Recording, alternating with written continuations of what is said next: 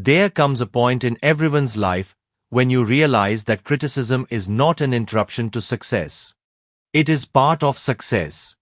If you build anything meaningful, a business, a career, a reputation, a family, or even a life lived according to your values, you will be criticized. And you will face setbacks. The question is not whether they will come. The question is, what will they make of you? When I was younger, criticism felt personal. Every negative comment seemed like a verdict on my competence. Every setback looked like proof that I wasn't good enough. But experience teaches you something different. Criticism is information. Not all information is useful. But all information deserves examination. Some criticism comes from people who genuinely want you to improve. Listen carefully to them. They often point to blind spots you cannot see yourself.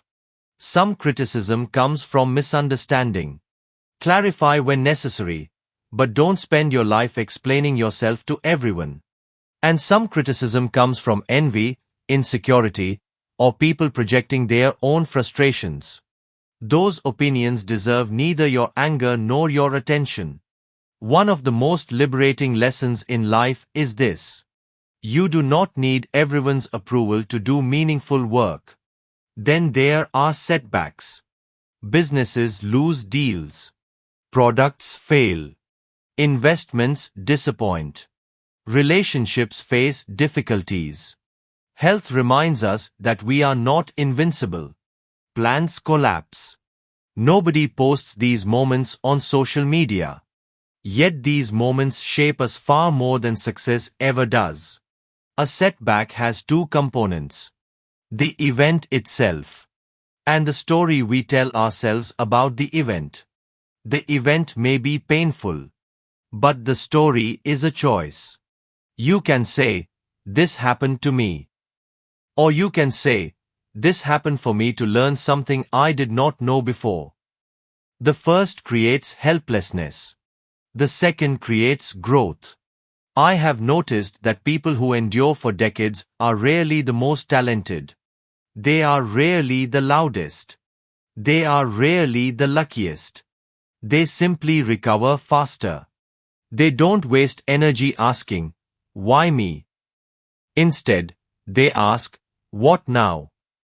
What can I learn? What can I improve? What remains within my control?" That question changes everything. Because life becomes manageable again. You cannot control criticism. You cannot prevent setbacks. But you can control your response. Protect your peace. Keep your routines. Take care of your health.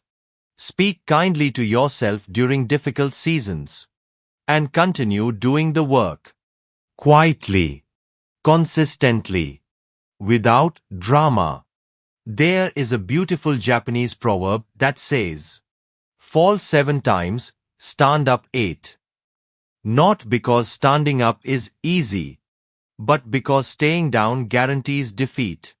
If criticism makes you wiser rather than bitter, if setbacks make you stronger rather than cynical, then the very things you feared most become your greatest teachers. The people we admire are not those who never failed. They are the people who refuse to let failure have the final word. So the next time criticism arrives, listen without losing yourself. The next time life disappoints you, grieve if you must, but do not surrender. Pause. Adjust. Learn. Begin again.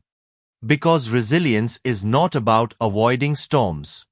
It is about becoming the kind of person who can walk through them with dignity. And often, years later, you will look back and realize that the criticism you survived made you wiser. And the setbacks you endured made you who you were meant to become. Thank you.